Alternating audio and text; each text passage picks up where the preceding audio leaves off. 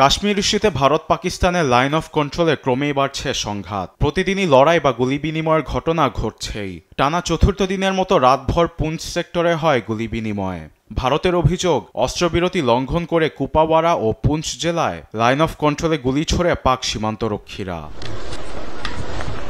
পেহেলগামে পর্যটক সহ ২৬ জন নিহতের ঘটনায় জড়িত সন্দেহে ৩ জনের স্কেচ সামনে এনেছে কাশ্মীরের প্রশাসন, যাদের ২ জন পাকিস্তানি ও ১ জন কাশ্মীরের অনন্তনাগ জেলার বাসিন্দা। তবে তাদের বিষয়ে তথ্য দিতে পারলে ২০ লাখ রুপি পুরস্কারের ঘোষণা দিয়েছে প্রশাসন।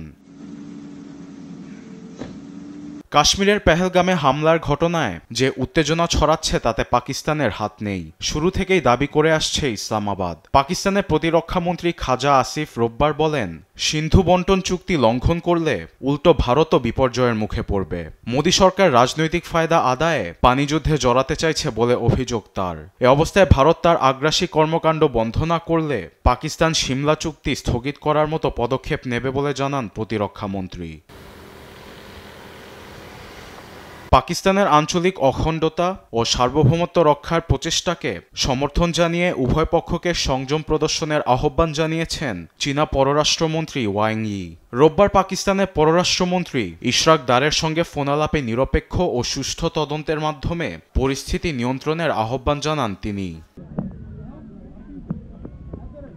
আর দুদেশকে দায়িত্বশীল সমাধানের পথ খোঁজার তাগিদ দিয়ে হোয়াইট হাউস জানায়, পরিস্থিতি কাছ থেকে পর্যবেক্ষণ করছে ট্রাম্প প্রশাসন। অন্যদিকে আলোচনা ও শান্তিপূর্ণ সমাধানে নিরসনের পক্ষে যুক্তরাজ্য।